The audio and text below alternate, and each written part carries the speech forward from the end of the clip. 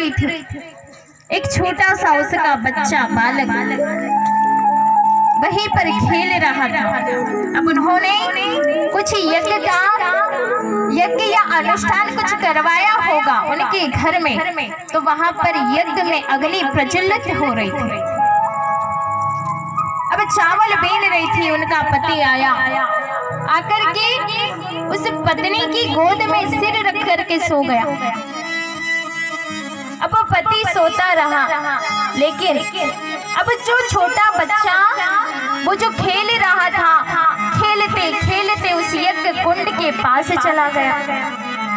अब वो उसकी माँ उसे देख रही कि मेरा बच्चा यज्ञ में गिर जाएगा, अग्नि में गिर जाएगा, लेकिन करे तो क्या करे। उसका पति उसकी गोद में सोया है, नींद लगी है, उठाए तो कैसे उठाए, कुछ कह नहीं सकती। वो छोटा सा बालक दौड़ते दौड़ते खेलते खेलते उस यज्ञ में वहां पर यज्ञ में कूद गया। जब पति की नींद खुली, पत्नी देखने गई तो आज पतिव्रता धर्म के प्रभाव से जो अग्नि जल रही थी वो शीतल हो गई। उसने जाकर देखा यज्ञ में वो जो यज्ञ में खेल रहा था, उसमें यज्ञ में बच्चा वो उसका खेल रहा था। उसने फट से जाकर के अपने बच्चे को उठा दिया। कन्हैया कहते हैं कि ये है पतिव्रता स्त्रियों के लक्षण। और एक आप गोपियों को देखो, यहाँ पर इस घोर रूपा रात्रि में आ गए तो गोपियों ने कहा कि कन्हैया आज अपने मुरली में हमें ऐसा लगा कि हमारा नाम पुकारा और हम आज आपके दर्शन करने के लिए आए हैं, आपसे मिलने के लिए आए हैं। और आज जब हम आए हैं तो आप हमें जाने की आज्ञा क्यों दे रहे हो? आज हमने सब कुछ त्याग दिया है, आज सब कुछ त्याग करके आज हम आपके पास आए हैं। हमने सब त्याग दिया। ये हमने सोचा है कि शरीर का पति है, शरीर की पत्नी है, शरीर का बच्चा है, शरीर का सब कुछ है, और आत्मा का संबंध तो केवल कन्हैया से है, आत्मा का संबंध तो केवल गोविंद से है। जिस प्रकार जब धीरे धीरे मन आत्मा पर केंद्रित हो जाता है तो आत्मा का पति सिवाय श्री कृष्ण के कोई और हो ही नहीं सकता। इसलिए हमने सबका त्याग कर दिया और आज सबका त्याग करके हम आपके पास आए हैं। और कन्हैया, ये जो पतिव्रता स्त्री की कहानी तुमने सुनाई है, ऐसे हम भी जाने। बोले अच्छा तुम भी जानो? बोले हाँ हम भी जाने। बोले सुना। बोले एक पतिव्रता स्त्री थी, उसका पति विदेश जा रहा था। अब विदेश जा रहा था उसका पति, तो जो पत्नी थी कहने लगी कि मैं आपके बिना नहीं रह सकती, आप मत जाइए। लेकिन पति ने कहा कि धनोपार्जन करने के लिए विदेश तो जाना पड़ेगा। पति गया तो जाने से पहले कह गया कि एक काम करो, एक छोटी सी मूर्ति बनाओ मेरी, और जब मैं विदेश जाऊं तो मेरी मूर्ति की पूजा करना, मुझे ही उसको पति मान करके उस मूर्ति की पूजा करना। अब उसने बड़ी लगन से पूजा की, जैसे पति की सेवा करती वैसे ही उस मूर्ति की सेवा की। अब कुछ दिन व्यतीत हुआ, विदेश से जब उसका पति लौट करके आया तो दरवाजा खटखटाने लगा। अब दरवाजा खटखटाने लगा तो पत्नी उस समय उस मूर्ति की पूजा कर रही थी। तो गोपियों ने कहा कन्हैया एक बात बताओ कि उस स्त्री को जाकर के दरवाजा खोलना चाहिए कि नहीं चाहिए? तो कन्हैया ने कहा कि बिल्कुल उस स्त्री को जाकर के दरवाजा खोलना चाहिए। जब सच्चे पति आ गए तो झूठे पति की सेवा क्यों करना? तो गोपियों ने कहा कन्हैया आपने ही अपने श्रीमुख से न्याय कर दिया कि जब आप सच्चे पति हमें मिल गए तो दुनिया के झूठे पतियों के साथ रहने से क्या फायदा। एक बार मीराबाई से किसी ने कहा कि आपको कितना बड़ा परिवार मिला, राणा परिवार मिला, कितना धन है उस परिवार में। तो जानते हो मीराबाई ने क्या कहा? उन्होंने कहा कि ऐसा वर क्यों वरूं जो आज तो विवाह किया, 10 दिन बाद वैधव्य देखना पड़े, ऐसा विवाह करने का क्या प्रयोजन? ऐसा वर क्यों वरूं जो जन्मे और मर जाए, बर बरिए गोपाल जी जासो जुड़ लो अमर हो जाए। कन्हैया, आज हमने सब कुछ त्याग कर दिया, आज हम आपकी शरण में आए हैं। कन्हैया ने कहा अच्छा ठीक है। कन्हैया, जितनी भी गोपियां आई थी सबके साथ में रास करने के लिए तैयार हो गए। अब भगवान रास कर रहे हैं गोपियों के साथ। अब भगवान जब रास कर रहे थे तभी गोपियों के मन में अभिमान हो गया। राधा रानी भी वहां पर आई थी, राधा रानी के मन में मान हो गया। आचार्य शुकदेव जी राजा परीक्षित से कहते हैं कि अभिमान और मान में अंतर है। कैसा? अभिमान कहते हैं अपने शरीर के प्रति अभिमान करना, ये अभिमान है। और मान का मतलब होता है रूठना, आत्मीय के प्रति रूठने को मान कहते हैं। गोपियों के मन में अभिमान हो गया कि आज कन्हैया हमारे सौंदर्य को देखकर हमारे साथ रास कर रहा है। और राधा रानी के मन में किंचित गुमान हो गया कि आज कन्हैया जिस प्रकार गोपियों के साथ में रास कर रहा है उसी प्रकार मेरे साथ रास कर रहे हैं। अब गोपियों के अभिमान को तोड़ने के लिए और राधा रानी की परम प्रसन्नता के लिए भगवान कन्हैया वहां से अंतर ध्यान हो गए। अब जैसे ही अंतर ध्यान हुए राधा रानी को लेकर के वहां से चले गए। अब गोपियां कन्हैया को ढूंढ रही हैं कि हे कन्हैया तुम कहाँ चले गए, हम तो सब कुछ छोड़ करके तुम्हारे पास आए और आज तुम हमें छोड़ करके चले गए। उन्होंने बरगद के वृक्ष से पूछा कि हे बरगद आप बताओ मेरा कन्हैया कहाँ है। बरगद ने कहा हमें नहीं पता। तुलसी से पूछा मेरा कन्हैया कहाँ है। सारी गोपियां मिल करके पूछ रही हैं लेकिन सबने मना कर दिया। पृथ्वी से पूछा, पृथ्वी मेरा कन्हैया कहाँ है। पृथ्वी ने मना कर दिया। और इधर राधा रानी को जब भगवान लेकर के जा रहे थे, राधा रानी ने मन में सोचा कि आज अगर कन्हैया मेरे को लेकर के चले गए तो गोपियों के को भगवान श्री कृष्ण के दर्शन नहीं होंगे।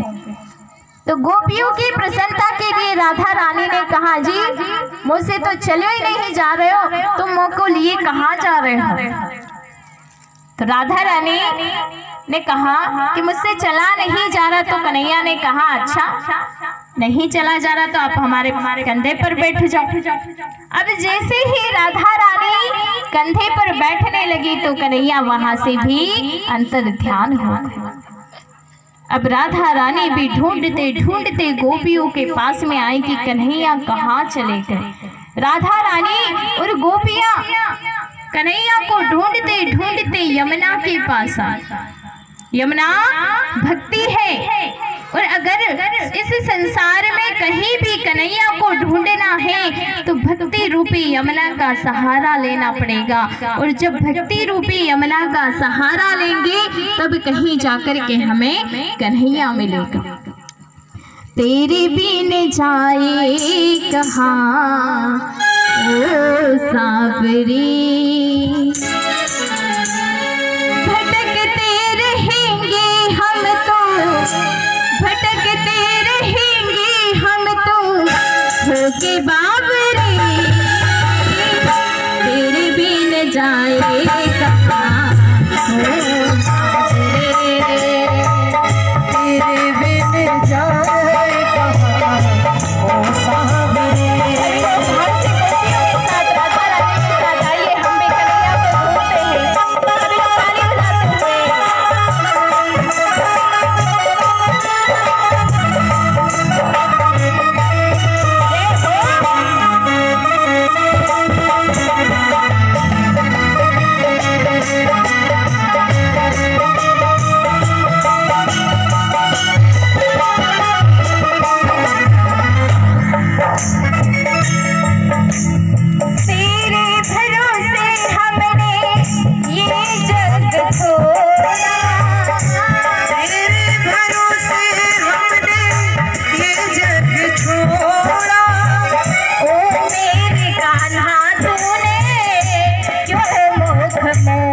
ओ मेरे कान्हा तुमने क्यों मुख मोड़ा।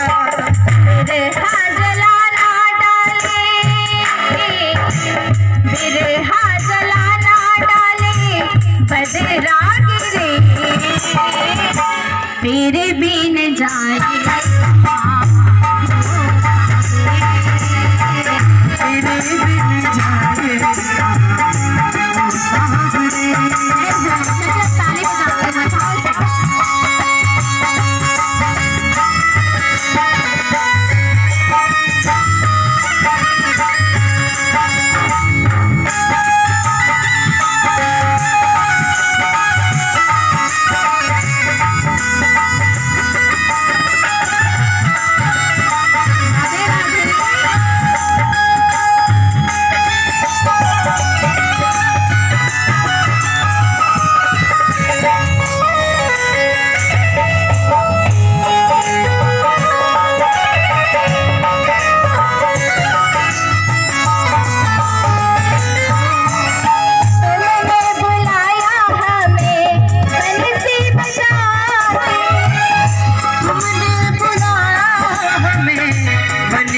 बजा के हम चले आए कितने सपने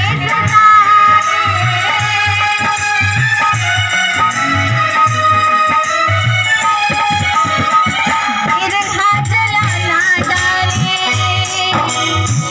बिरहा जलाना डाले बदरा गिरे, तेरे बिन जाए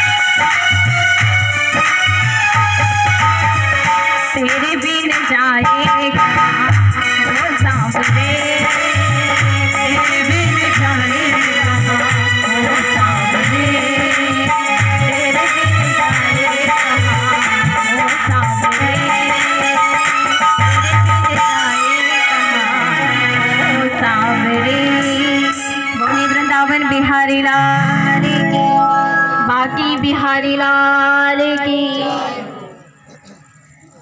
अब गोपियाँ और श्री राधा